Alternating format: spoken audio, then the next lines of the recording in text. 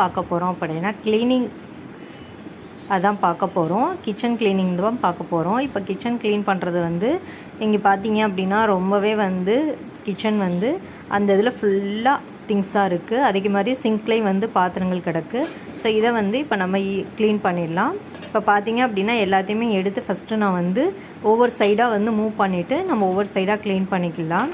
First வந்து பாத்திரங்களை விளக்கி வச்சுட்டாலே நம்மளுக்கு பாதி வேலை முடிஞ்சிடும். ஏன்னா அதுதான் வந்து இருக்கிறதுலே பெரிய வேலையாக இருக்கும் கிச்சனில். ஸோ பாத்திரத்தை ஃபஸ்ட் நம்ம க்ளீன் பண்ணி நம்ம வச்சிடலாம். எடுத்து அதை தனியாக வச்சிட்டோம் அப்படின்னா அதுக்கப்புறம் நம்மளுக்கு வேலையெல்லாம் வந்து ரொம்ப ஈஸியாக முடிஞ்சிடும். இப்போ இன்றைக்கி பார்த்தீங்க அப்படின்னா கிச்சனில் வந்து நிறைய தேவையில்லாத ஐட்டங்கள்லாம் வேறு வச்சுருந்தேன். சரி இன்றைக்கி வந்து கிச்சனை வந்து க்ளீன் பண்ணிவிட்டு அப்படியே வந்து நம்ம அதை வந்து கிச்சனை வந்து நீட்டாக அரேஞ்ச் பண்ணி வச்சிடலாம், தேவையில்லாதெல்லாம் வந்து நம்ம ரிமூவ் பண்ணிடலாம் அப்படின்ற மாதிரி ஒரு பிளானில் தான் இன்றைக்கி நான் பண்ணிகிட்ருக்கேன்.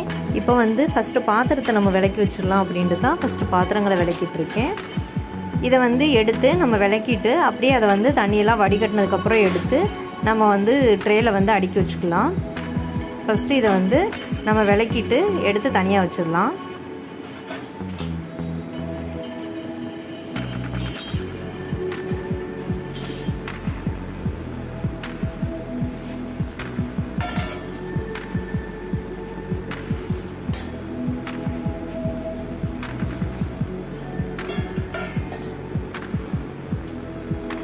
இப்போ பார்த்தீங்கன்னா கொஞ்ச நேரத்துலேயே பாத்திரங்கள் எல்லாமே விளக்கி முடிச்சாச்சு.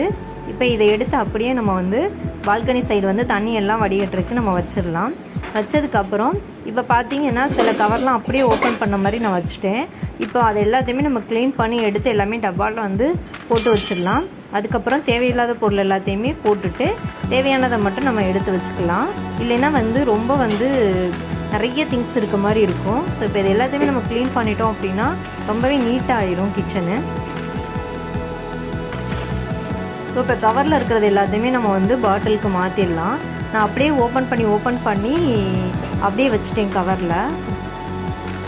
எனக்கு அது க்ளீன் பண்ணுறதுக்கு வந்து கொஞ்சம் டைமே கிடைக்கல. பாப்பாவுக்கு ஸ்கூல் ஓப்பன் ஆகிடுது. ஸோ அப்படியே வந்து ஒர்க்கு இருந்துக்கிட்டே இருந்தனால என்னால் எதுவுமே பண்ண முடியல. ஸோ இப்போ தான் டைம் கிடச்சிது. ஸோ அதனால் நல்லா டீப்பாக வந்து நம்ம வந்து க்ளீன் பண்ணிடலாம் அப்படின்னு சொல்லிட்டு இப்போ அதெல்லாம் பண்ணிகிட்ருக்கேன். இப்போ பார்த்தீங்கன்னா இதில் வந்து அப்படியே இதை வச்சு அப்படியே லைட்டாக தொடச்சி விட்டுட்டோம் அப்படின்னா இந்த இடம் அப்படியே க்ளீன் ஆகிடும்.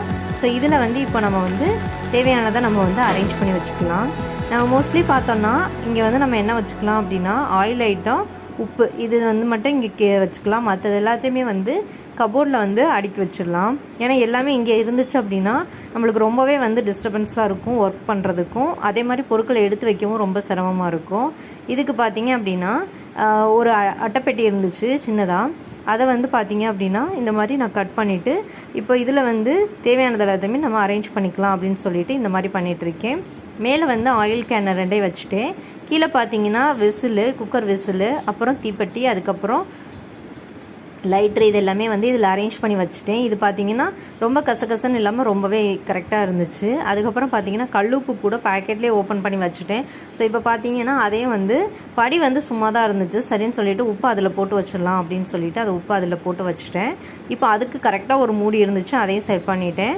அதுக்கப்புறம் பார்த்தீங்க அப்படின்னா பாத்திரங்கள் வந்து சாதம் இதெல்லாம் அப்படியே இருந்துச்சு, அது எல்லாத்தையுமே எடுத்து வச்சுட்டு இப்போ நம்ம வந்து கேஸ் ஸ்டவ் வந்து க்ளீன் பண்ணிக்கலாம்.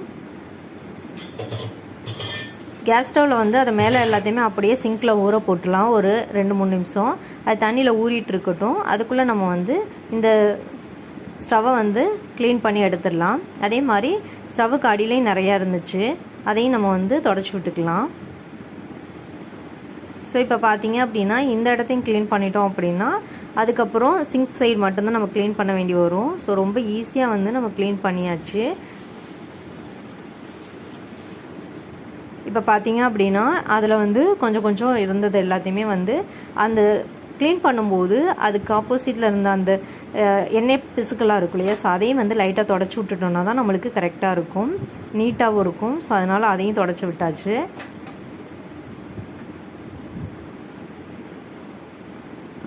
அவ்வளோதான். அதுக்கப்புறம் பார்த்தீங்கன்னா கேஸ் ஸ்டவ் வந்து கொஞ்சம் நல்லா வந்து நம்ம தேய்ச்சி விட்டு நம்ம தொடச்சி விட்டுக்கலாம். ஸோ இதை வந்து நம்ம ரெகுலராக வந்து அந்த கிளாஸ் இதனால அதை வந்து ரெகுலராக தொடச்சி விட்ருவேன். ஸோ இது பார்த்தீங்க அப்படின்னா இது வந்து கொஞ்சம் துடைக்காமல் இருந்தது வந்து இப்போ நம்ம தொடச்சி க்ளீன் பண்ணி எடுத்தாச்சு. அதுக்கப்புறம் பார்த்தீங்கன்னா இந்த சைடு சிங்க் சைடு பார்த்தீங்க அப்படின்னா கொஞ்சம் தேவையில்லாத வாட்டர் கேனு, ஸோ அதுக்கப்புறம் தேவையில்லாத பொருட்கள் எல்லாமே நிறையா இருந்துச்சு. அதை எல்லாத்தையுமே எடுத்து க்ளீன் பண்ணிட்டேன். இப்போ இதையும் வச்சு நம்ம தொடச்சி எடுத்துடலாம். இந்த மாதிரி க்ளீன் பண்ணும்போது கொஞ்சம் அந்த டைல்ஸையும் சேர்த்து தொடச்சிட்டோம் அப்படின்னா அதுவும் நல்லாயிருக்கும். இல்லைன்னா அதுலேயும் டஸ்ட்டெல்லாம் இருக்கும் இல்லையா, ஸோ அதை வந்து க்ளீன் பண்ணி எடுத்துடலாம். இப்போ இதை க்ளீன் பண்ணும்போதே பக்கத்தில் வந்து மிக்ஸி இருந்துச்சு. ஸோ அதையும் வந்து ஒரு லைட்டாக வந்து தொடச்சி விட்டுக்கலாம் அப்படின்னு சொல்லிட்டு அதையும் தொடச்சி விட்டுக்கலாம். அதே மாதிரி அதுக்கு பின்னாடி வந்து நம்ம ஜார் போடும்போதெல்லாம் பட்டிருக்கும் இல்லையா, ஸோ அதை அப்பப்போ க்ளீன் பண்ணியிருப்பேன். இருந்தாலும் இப்போயும் ஒரு தடவை வந்து நம்ம தொடச்சி விட்டுட்டு க்ளீன் பண்ணி வச்சுக்கலாம் அப்படின்ட்டு க்ளீன் பண்ணி விட்டுறேன். ஏன்னா இந்த மாதிரி டீப் க்ளீன் பண்ணும்போது தான் இதெல்லாம் நம்ம பண்ணுவோம்.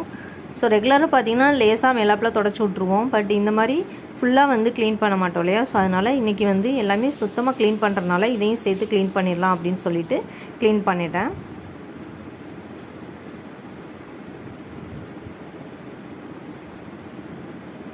ஸோ மிக்ஸி வந்து தொடச்சி முடிச்சதுக்கப்புறம் பார்த்தீங்க அப்படின்னா அந்த சைடு சிங்க்குக்கு அப்புறம் வந்து அந்த சோப்பு இதெல்லாம் வைக்கிறதுக்கு வந்து நம்ம அரேஞ்ச் பண்ணி வச்சிடலான்னு சொல்லிட்டு தேவையில்லாத வந்து ஒரு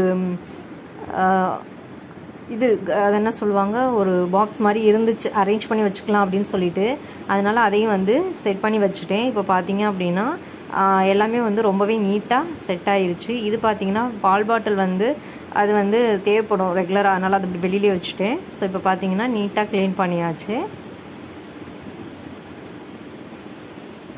அவ்வளோதான். ஃபஸ்ட்டு எப்படி இருந்துச்சு, இப்போ எப்படி இருக்குன்னு பாருங்கள். ஸோ இந்த வீடியோ உங்களுக்கு கண்டிப்பாக பிடிச்சிருக்குன்னு நினைக்கிறேன். தேங்க்யூ, தேங்க்ஸ் ஃபார் வாட்சிங்.